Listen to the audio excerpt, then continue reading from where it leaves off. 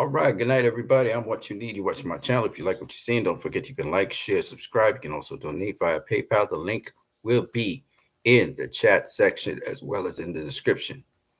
It's pinned at the top of the chat. So we're looking at the fight that transpired last week, which was Vasily Lomachenko versus George Kambosos. So we're going to look back at that, and we're also going to look at the upcoming fight, which is a tremendous fight, which is going to be between uh, Tyson Fury and Alexander Usyk. Alexander Usyk, of course, trained by Vasily Lomachenko's father, Papa Lomachenko. All right, let's get into it. So basically, basically, we've been looking at uh, we've been looking at a fight in which I didn't get to give my prediction, but my prediction was that I was thinking that Kambosos might be able to pull the upset. He was talking about being prepared and blah blah blah. But in this fight against Vasily Lomachenko, Lomachenko clearly was winning the fight, um, and there were certain things that Kambosos just couldn't do. One of the things Kambosos was supposed to do was walk down Lomachenko, push him back, but he wasn't really doing that. He was fighting him off the back foot most of the fight, and that was because of Lomachenko's feints. He also was unable to really do what he was. We could see his intention. So the intention of Kambosos throughout the fight was to uh, he was trying to work the body, and then from there he would come to the top and do his thing. But Lomachenko would go from low to high, so he would dip down low, change levels, and shoot that straight left at Kambosos. Kambosos was not reading the play; he kept on getting hit with that straight left. Kind of remind me of what Pacquiao does and how he caught Mayweather a couple of times. And Kambosos didn't know how to adjust to that, to keep range or to change levels with Lomachenko and be able to offset that. So as a result of that, Lomachenko had the upper hand throughout most of the night. Kambosos did have his moments where he landed some good counters and some body shots, but he kept on getting hit with certain shots. Couldn't get his head out the way of certain shots, and as a result of that, he ended up in a position where in the 11th round, Lomachenko landed a body shot to him. I think it was a liver shot, and it put down Kambosos. And then Kambosos got back up. He tried to fight, and he got hit with the shot again, and he got put down in the 11th round. He was trying to go the distance with Vasily Lomachenko, but he was unable to do so.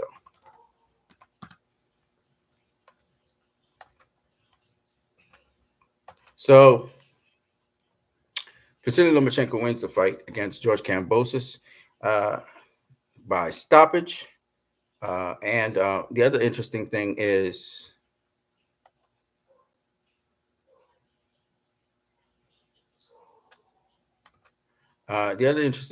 that he's now a six-time world champion, and I think he's more than six-time world champion, but he's a new IBF title champion. So we're in the 135-pound division. We have Lomachenko, Gervonta Tank Davis, Shakur Stevenson. These are the three champions, and just one more champion to resolve, and that would be between I forgot what the kid's name is who came up from Super Feather and Feather, but he is going to be fighting another guy. I always look it up and see. I just can't remember his name. If you guys know the guy's name I'm talking about, feel free to put it in the chat. I just can't remember his name right now. Navarrete. There it is. Navarrete. He'll be fighting some guy for lightweight world title. We'll see if he can do that. If he can pull it off. We'll see. Everything's in the timing. So, having said that,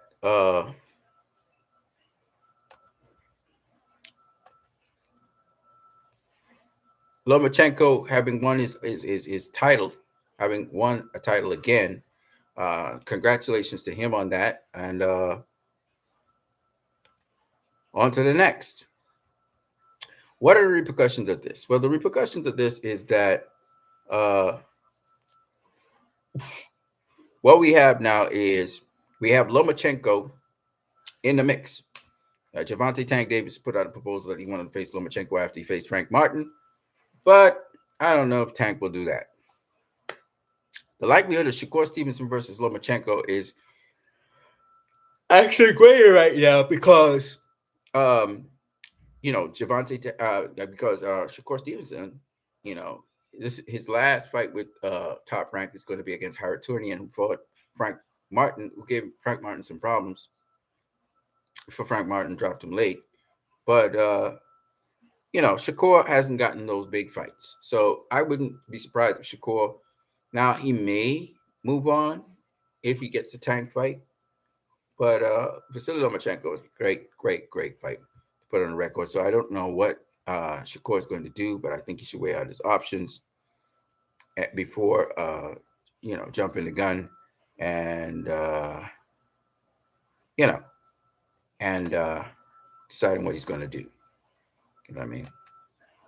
That's how I feel about it.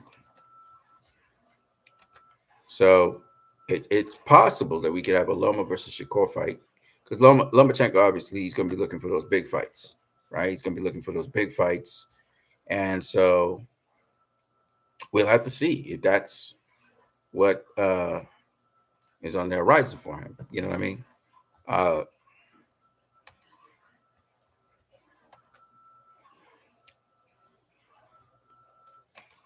Now, this upcoming fight, y'all guys know I'm rolling with Alexander Usyk. Okay, y'all know that.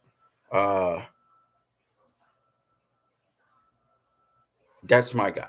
Now, but the fight, we don't know how the fight will actually play out. To be honest with you, I don't know exactly how the fight will play out.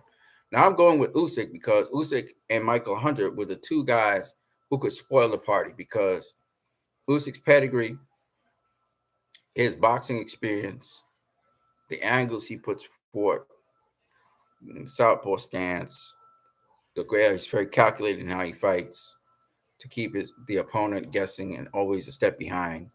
So Alexander Usyk showed us he could beat a big heavyweight like Anthony Joshua. Tyson Fury will not be trying to box Alexander Usyk. He's going to be trying rough, dirty, use his weight, use his size. But I don't know how much of that he'll be effective with because we saw Ngannou kind of offset that. And Usyk has been building his strength and power. He's a bigger guy than Deontay Wilder. Deontay Wilder's not a boxer, right? He wasn't a boxer. Tyson Fury's facing probably the best opponent he's ever faced in his career. So he's trying to be as prepared as possible. Usyk, people talk about Tyson Fury's size, influencing this fight. Size matters when you have two guys with around about the same skill level, but this is not the case here. Usyk's a boxing scientist. I know Usyk says that Tyson Fury will be a difficult fight, probably his most difficult fight of his career, maybe. But what I do know is there are a couple of things Tyson Fury should bear in mind, a couple of things Usyk should bear in mind. With Usyk, we saw Usyk get hit to the body by Daniel Dubois. He didn't like getting hit to the body. Lomachenko gets hit to the body. So this is something that Tyson Fury should have been working on as part of his game plan, go to Usyk's body. Now, that's easier said than done because, as you know, Alexander Usyk, he keeps a certain range, a certain distance, and he's constantly moving and he's constantly looking to step around you, get angles on you, and go to work. So we'll see what Tyson Fury can do when it comes to that. But if Tyson Fury can get some shots to the body going, he can slow down Usyk a bit, and then we can see what really can happen there. Chisora was able to do some of that. Tyson Fury being the bigger guy, he should be the aggressor, everybody would think. I don't know if that will work in his favor or will work out of his favor. It depends on how Usyk adapts to that. But we've seen Tyson Fury vulnerable to southpaws, Otto Wallen being one of the southpaws that gave him a lot of problems and actually cut him. So this could be a really good test for Tyson Fury for once. And even though Alexander Usyk is not as big as Tyson Fury, we've seen now with Ngannou, we've seen with Otto Wallen, even seen with Deontay Wilder that he can be hit, he can be gotten to. You can find him. So He's not as elusive as people make it out to be. But if he uses his length and his size, it could bring about some challenges for Alexander Usyk. Um, Having said that, seems as though this is not going to go through the way it's supposed to go through, which is okay. It's fine by me. How will this fight play out? What do I expect? What's my prediction for this fight? So, as I said before, I'm predicting Usyk to win, but I did go with the underdog, George Kambosos, to win against Vasily Lomachenko. I was wrong with that. So, it's possible. I could be wrong. Boxing is a sport that's not very predictable, but in my opinion, I think that Alexander Usyk has seen just about everything he needs to see when it comes to boxing, right? So I don't think there's anything that Usyk. I know Usyk's going to give Tyson Fury problems. That's what I can tell you. That's what I can tell you. So I think that I'm very interested in this fight. This is a top level fight with two top level fighters fighting for undisputed. This is an undisputed fight that's worth something, really worth something. You can't diminish either fighter, you know. So having said that, I don't know exactly how it will pan out, how it will play out, but we have to see. You know, we have to see how it'll play out in the end. But yeah, Tyson Fury versus Alexander Usyk is going to be a good fight, and looking forward to it. I'm looking forward to it. So that's basically it for me. What you need. Somebody just smash the like button. Thank you for that. Don't forget you can also donate via PayPal. The link is in the chat as well as it is in the description of this stream. Just K, what's up? It's Just K. Just K says I feel like Usyk Fury will resemble Ali Fraser 1. Let me tell you why. I don't know. Maybe you're right. Maybe you're right. I don't know. But see, the thing about it is, right? Joe Fraser, yeah, he was known for his left hook and everything. And Tyson Fury does get caught with left hooks. But here's the thing, right?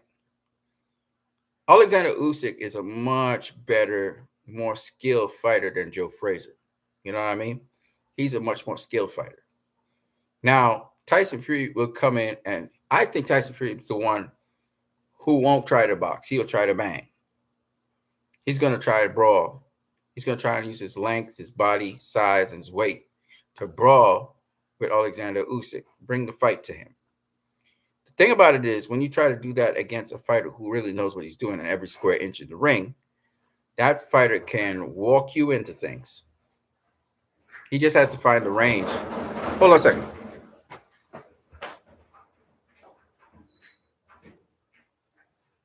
He just has to find the range to walk you into stuff. You know what I'm saying? He just has to find the range to walk you into stuff. So if Alexander Usyk, you know, he's respectful of range and everything, and you know, Lomachenko and Usyk, their thing is their footwork, right? But if you're a mobile fighter, see if Tyson Fury goes on the back foot and he tries to, you know, box him from range, and you know, Tyson Fury can switch it and all that. If Tyson Fury decides to go on the back foot and box Usyk, and if Tyson Fury understands how to take away the weak side of Usyk, so Usyk's not going to the weak side of Tyson Fury. It depends. I don't know what Tyson Fury is going to do, but depending on what Tyson Fury does and depending on what Usyk does, we'll know how this fight goes. Like I said before, this is not one of those fights I can just straight up predict the winner. I favor Usyk to win. I think Usyk's going to win because I think Usyk has seen enough at the highest level and heavyweight level to and at the highest level period to be able to take this fight. However, having said that, because the major hurdle that Usyk has to deal with is Tyson Fury's length, right? Not so much his height, his length, right?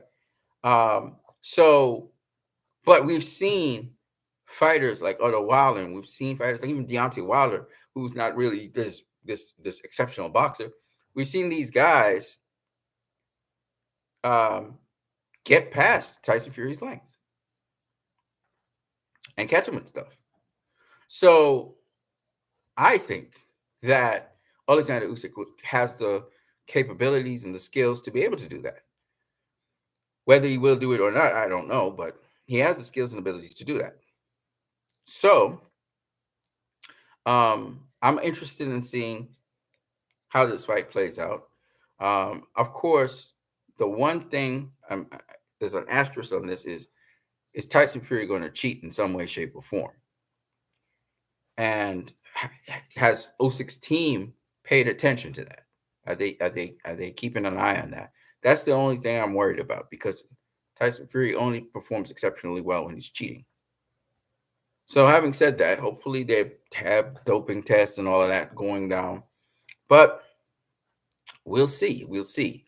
What's important in this fight is that Alexander Usyk is able to do what he does, and Tyson Fury will, if he's able to do what he does as well. So we'll see if they can do that.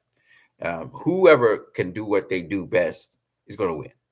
But I favor Usyk to beat Tyson Fury, and I feel Usyk's going to beat Tyson Fury for several different reasons. And usually Tyson Fury stalling the fight, talking about injuries and all of this stuff. That's the stall of the fight. Um, and it's a strategy. It's a strategy to keep the other guy off balance, sort of like play all these mind games and stuff. But I don't think Usyk buys into all those mind games. I think Usyk's really ready. On the way in on Friday, we'll really know what's up. But I think that Usyk also has a great history, a generational history with war. So Usyk's like a trained fighter. He's not just a boxer. So because of that, I think Usyk brings a lot to the table. That's just my personal belief. I feel like Usyk Fury will resemble Ali Frazier. Right, I agree. You know that Usyk's team recalled something ring surface. Not quite sure what that's saying there. Recalled something ring surface. I don't know. What do you mean? They want the ring surface redone or something? Well, all these technicalities are very important in boxing. So we'll see. They're in Saudi Arabia right now. Okay, so let me get into the one last thing I'm going to talk about, of course, which is something from the past, which is Devin Haney and Ryan Garcia. Just giving you all some quick little updates on that, and then we move on. So Devin Haney versus Ryan Garcia, very quick update. Ryan Garcia's results will come out May 22nd, which is next week, I believe. Next week, the results for his B samples should come out, and we'll see what's really going on with him. But I suspect his B sample is gonna come back positive as well. Now, Devin Haney's talking about suing Ryan Garcia, not suing him, sorry, they made an appeal to disqualify him, and Devin Haney get the win because he's disqualified because he was cheating. I don't know if that's a good thing. I'll tell you why. I prefer if the fight becomes a no contest for this reason. Devin Haney didn't win that fight. It was a close fight. Don't get me wrong. It's a draw if you just score it. But because Ryan Garcia scored those 3 knockdowns, even though Devin Haney was the guy who was winning more rounds and he was pressing the action and everything, the fact that Ryan Garcia put down those 3 knockdowns gives Ryan Garcia the victory. Now, here's the thing, because you're talking about effective punches and effective punishment. Here's the thing, though. I don't think it's kind of like if you don't make weight, you don't fight for the title. Well, it's the same thing. Ryan Garcia cheated, so that means he does not win the fight. The W is reclused.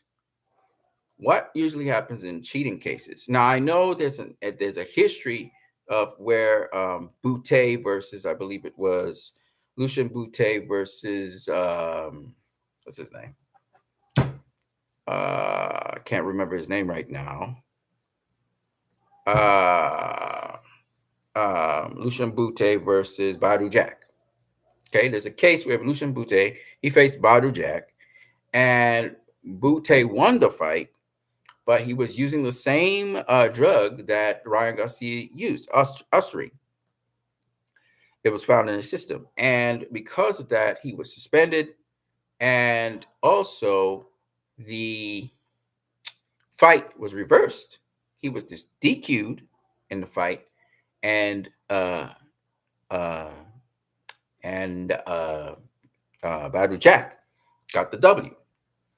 Now, but in most cases, when a fighter is found to be dirty or pop dirty for whatever PEDs, usually the contest is called a no contest. It's not called a draw. It's called a no contest, where the whole fight is dissolved, and therefore the win is taken away from the guy who won, and the guy who lost, his L is taken away. So that's usually what happens when guys are doping. You can look at James Toney's career and so on, many other careers where there was a no contest. I believe Mickey Bay as well. He tested positive for testosterone after he beat up a guy, and it was labeled a no contest. I know of another incident with I can't remember the guy's name right now. He used to train with Manny Pacquiao, very strong fighter. Same thing. He beat up this Japanese kid really, really badly, and it was ruled a no contest. Um, so I would think that Devin Haney should press charges against Ryan Garcia. That's what he should do, and collect some money. But that's my personal opinion. I don't know. There is precedent for what Devin Haney is doing to the New York State Athletic Commission, but um, I think they'll rule it a no contest. You know, instead of giving Devin Haney the win, you know, that's how I feel about it. Okay, that's basically it for me. I'm what you need. You're watching my channel. If you guys want to see more content, here's what you do. Once you donate to my channel, you also leave in your messaging, because it's to PayPal. I will see your message when you send a message to me with your donation. I will see your message, and your message could be what you want me to cover in box that you think needs to be covered that I haven't covered. So that's basically it for me. I'm what you need. Hope you guys have a good night. God bless you all. Again, you can donate via PayPal. The link is in the chat. When possible, I will try to get the guest feature back on for you guys. Let me just point out one more thing. Let's see here.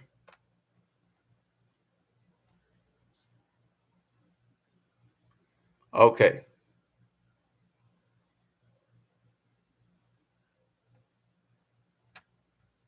Yeah, let me show you guys this real quick.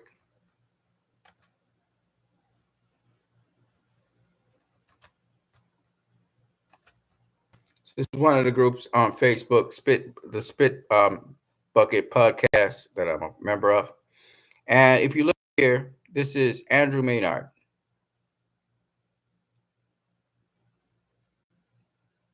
Yeah, showcasing his skills here.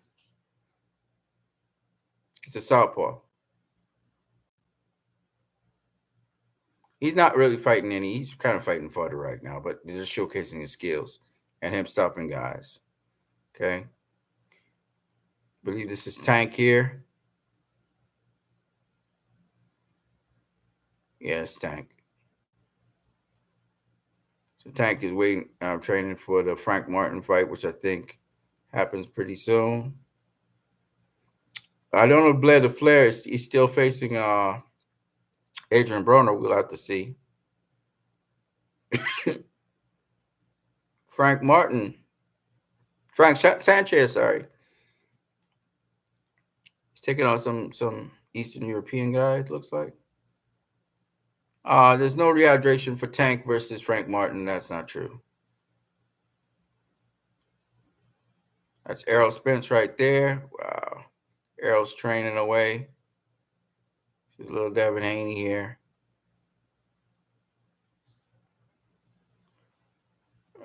So if you guys want to check out Spitbug podcast on YouTube, you can go ahead and do that.